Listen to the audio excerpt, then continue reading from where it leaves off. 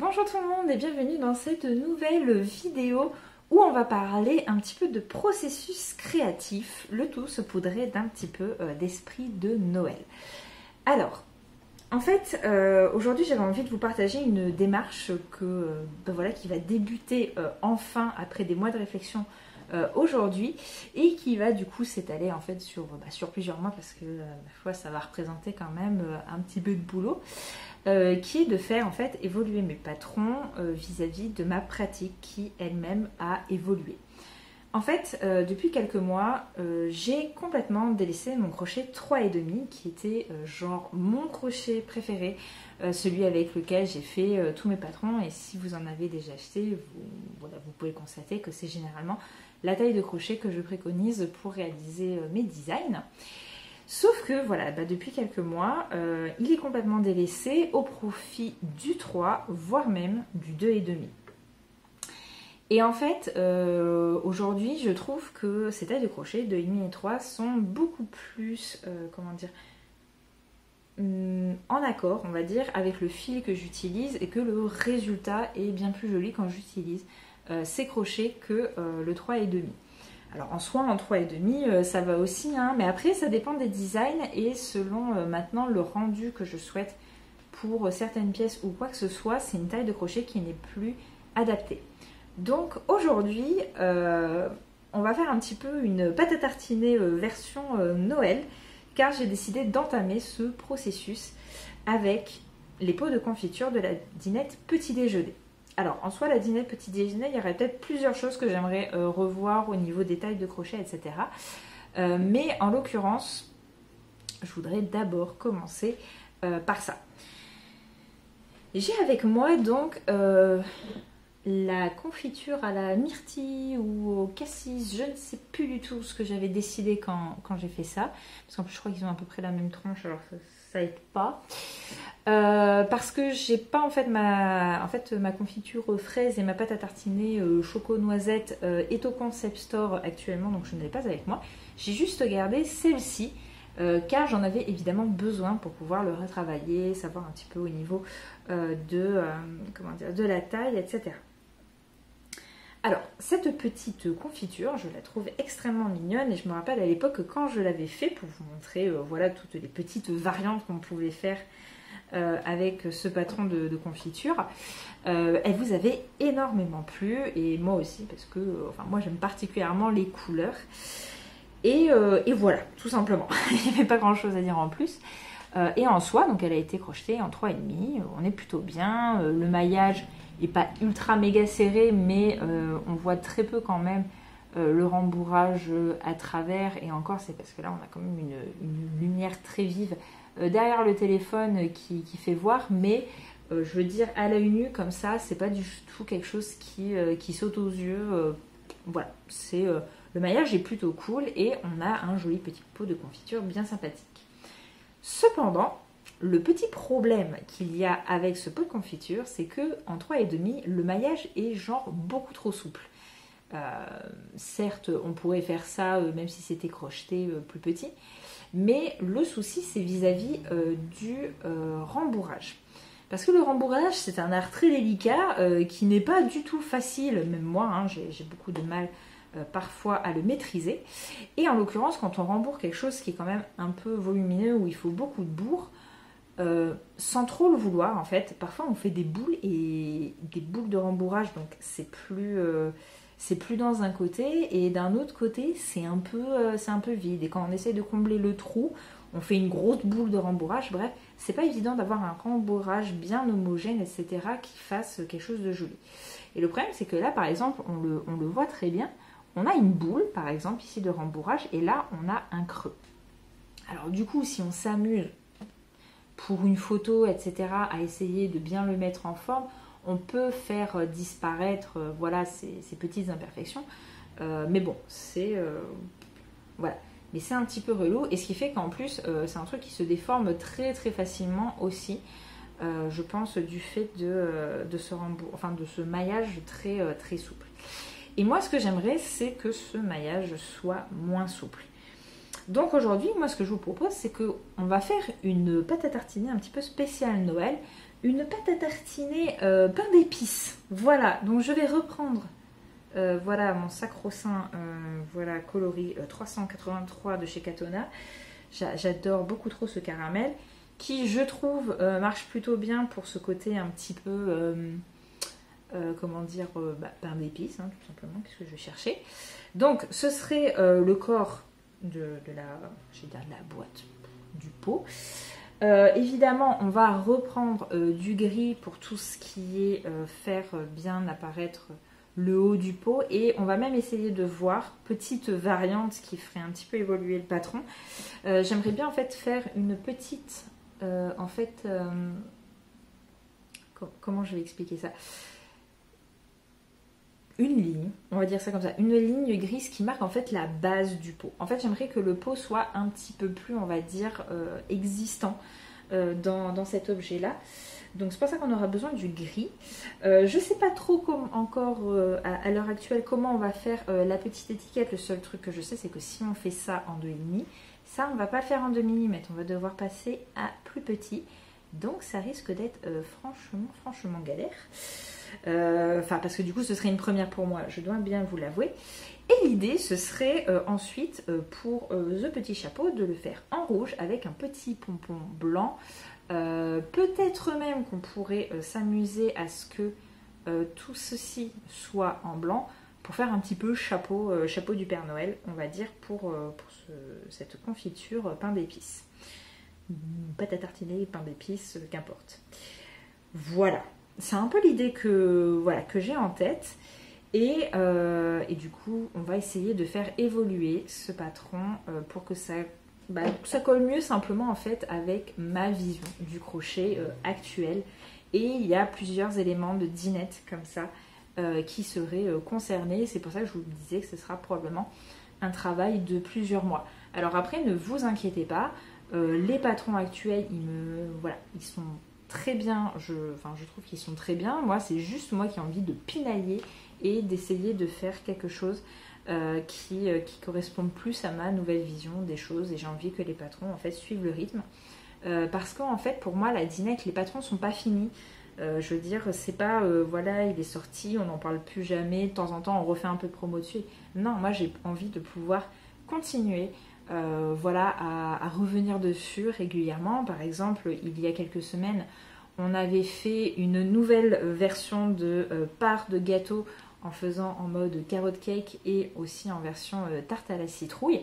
Typiquement, les gâteaux pourraient faire l'objet d'une petite, d'une petite révision de ce point de vue-là, pour là aussi avoir un aspect un petit peu plus rigide qui se tienne mieux, et donc qu'au niveau du rembourrage, ça fasse moins un effet boule également. Parce que si le maillage est évidemment plus rigide, le rembourrage impacte moins sur la forme de l'objet final. Et donc voilà. Donc je vous embarque avec moi dans cette tentative et sur toutes les réflexions que je vais pouvoir avoir durant la réalisation de cette pâte à tartiner au pain d'épices. Du coup, j'en profite aussi pour vous présenter ce petit carnet qui paye pas de mine comme ça. Hein. Il commence à être usé un petit peu tout doucement. Mais en fait, c'est le carnet dans lequel je note tous les patrons de dinette. Il y a des explications de quelques autres patrons. Il y a par exemple, j'ai vu en le reparcourant tout à l'heure, j'ai vu le Tardis, j'ai vu la pomme empoisonnée, j'ai vu la maison en pain d'épices. C'était un peu en fait le carnet dans lequel je mettais toutes mes notes. Donc c'est très... c'est beaucoup écrit au crayon à papier, de temps en temps, on a du stylo. Mais c'est absolument horrible comme carnet. C'est très moche, il y a des ratures partout. Et surtout, faut que j'arrive à me relire de temps en temps, parce que comme j'écris vite, j'écris pas forcément très bien. Mais du coup, effectivement, les explications, en fait, ça prend pas beaucoup. Par exemple, là, c'est 3 lignes, c'est pour faire le pot. Voilà, c'est juste pour faire le pot. Ensuite, le chapeau, c'est 2 lignes, très clairement. L'étiquette, c'est 1 ligne, parfait. Donc voilà, c'est véritablement, en fait, ça c'est le détail, en fait, de la fraise et des noisettes qu'il y a sur les étiquettes des autres. Et ça, c'est vraiment tout le reste du pot. C'est pas grand chose, et parce qu'en fait, j'utilise forcément des abréviations.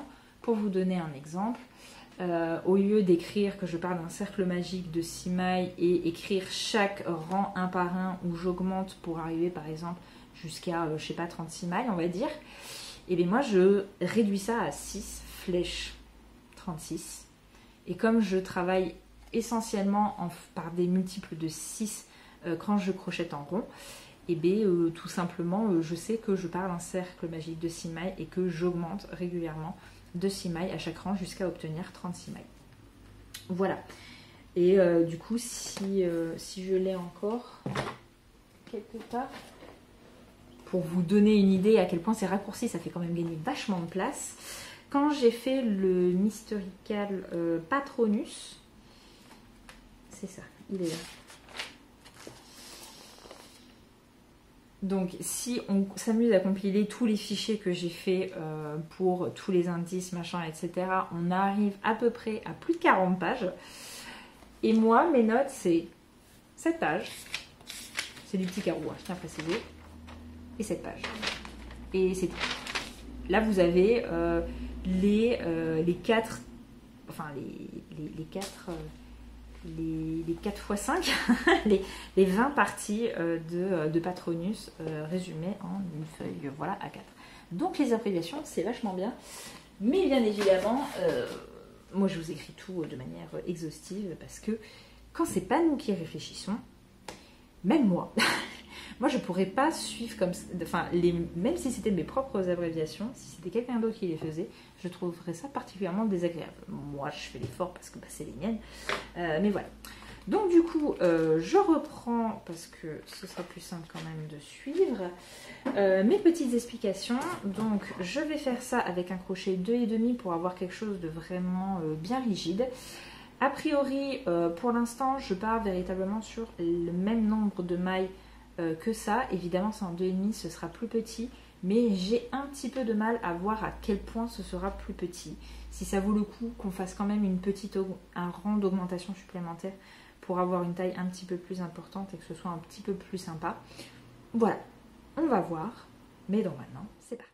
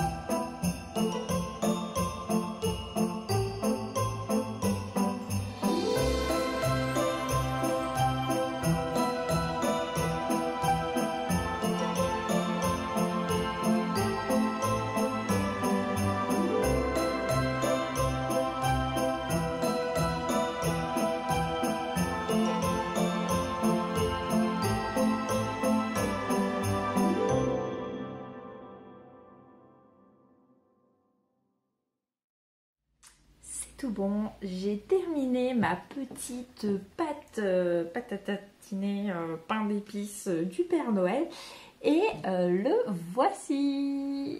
Voilà, voilà.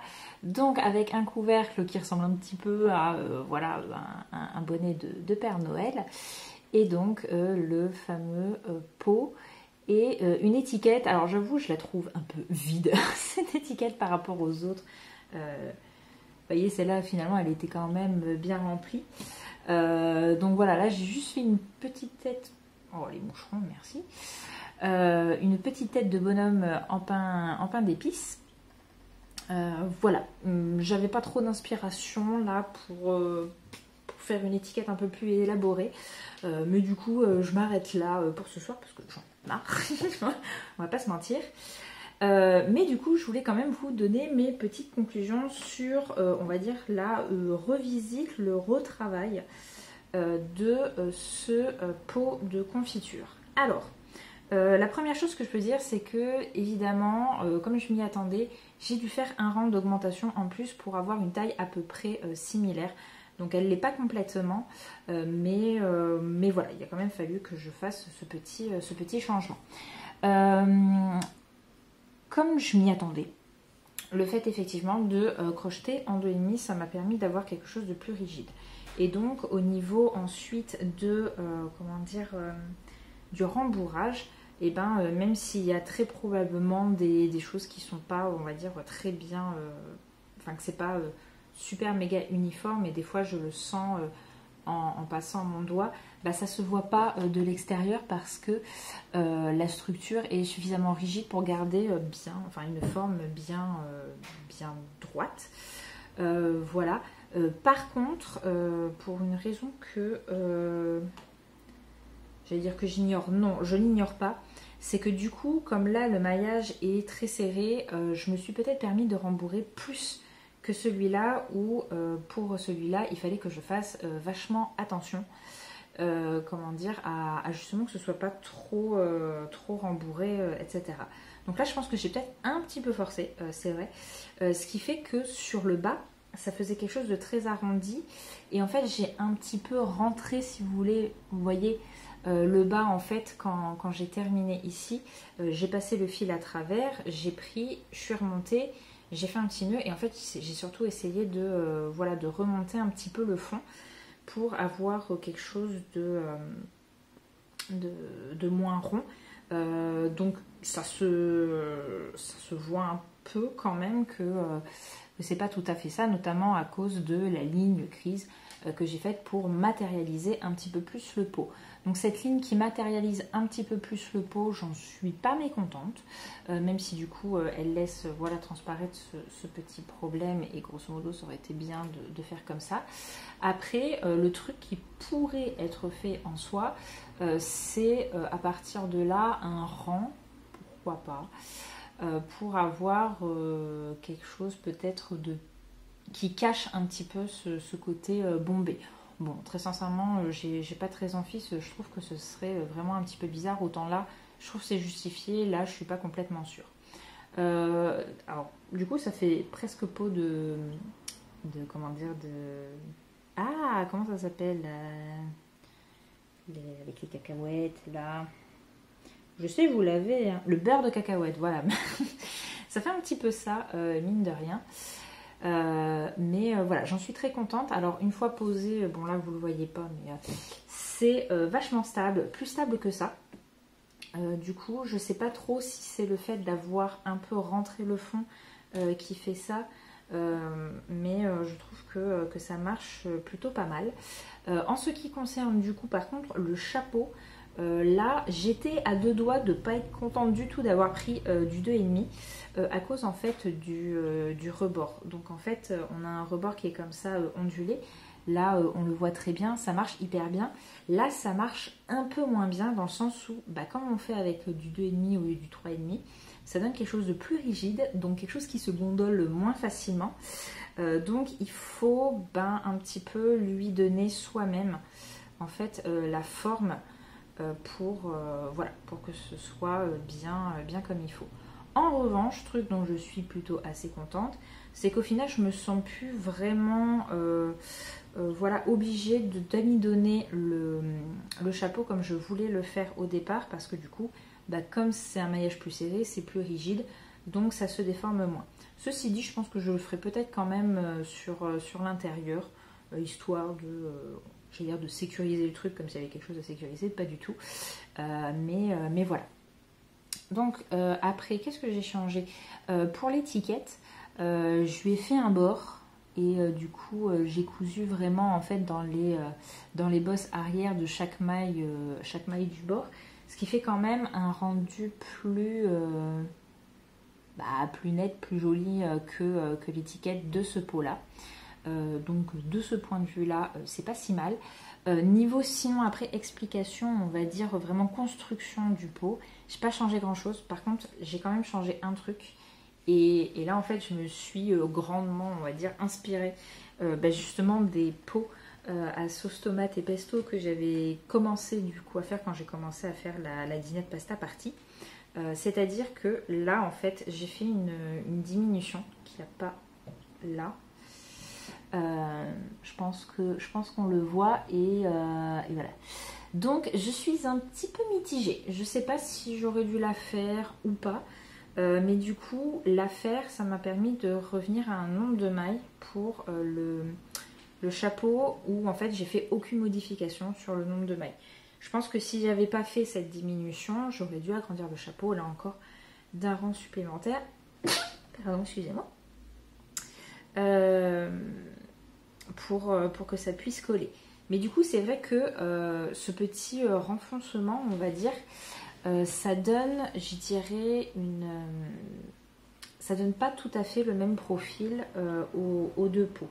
C'est-à-dire qu'il y en a un qui est beaucoup plus droit avec un chapeau qui dépasse véritablement. Là, le chapeau dépasse pas trop au final. Voilà. Donc voilà. Alors moi, ce que j'en conclus, c'est que c'est peut-être pas le dernier prototype que je vais faire si je veux retravailler ce pot de confiture. Je pense que je vais essayer d'en faire un, plus ou moins comme celui-là. Mais sans faire ce rentrement pour essayer qu'il ait un peu plus le profil de celui-là. Voilà, je pense que je vais beaucoup m'amuser. Après tout, aucun pot de confiture n'est vraiment pareil selon la marque que vous prenez. Donc voilà, il n'y a rien de très grave à cela. Moi, je vais noter les petites, comment dire, les petites variations que j'ai faites. En soi, les variations n'ont pas été énormes. J'ai fait plus ou moins le même nombre de rangs alors que je l'ai élargi. Donc ce qui fait qu'il est aussi moins haut à cause de ça. Voilà. Mais de manière plus globale, effectivement, ce pot-là est plus rigide que celui-là. Franchement, vous les avez en main, vous le sentez direct. Ça permet d'avoir quelque chose qui a aussi une plus grosse tenue que voilà, lui qui est facilement finalement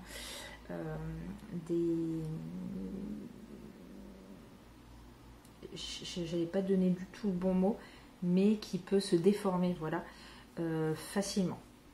Plus facilement que celui-là, parce que du coup il est plus rigide, et en plus de ça, du coup, il est bourré comme pas possible. Donc la déformation est moins susceptible d'être faite que par exemple sur celui-là. Voilà. Donc je me dis que à minima, j'aimerais bien éventuellement recommencer un pot de confiture. Peut-être que je me ferai un petit pot de confiture à l'orange, parce que c'est quelque chose qui me voilà, que je traîne dans la tête depuis pas mal de temps. Et je vais le faire en 3. Et je vais essayer vraiment de suivre exactement les mêmes choses que ça. Je pense que quand même pour l'étiquette, je ferai un rebord comme celui-là, parce que je trouve ça plus joli. Donc à minima, il y aura ça au moins qui changera dans le patron, avec peut-être juste la taille. Voilà, j'ai envie de voir ce que ça va donner juste en 3, voilà, comme ça je pourrais vraiment comparer selon la taille du crochet, comment se comporte le pot de confiture en fait. Et voilà, et donc c'est, je trouve ça hyper intéressant. Alors je vais pas le refaire tout de suite, parce que mine de rien en fait ça prend hyper longtemps à faire. Alors en plus, du coup, comme j'ai dû augmenter, j'avais plus de mailles à faire par rang, donc c'était hyper long, j'en pouvais plus, et bon, ça reste long, ouais, on se dit c'est pas grand chose, mais c'est long à faire. Donc voilà, mais j'en suis hyper contente, donc voilà, donc ça me conforte bien dans... Autant c'est vrai que pendant que j'étais en train de le faire, je me suis dit mais pourquoi je me joue la vie comme ça, etc.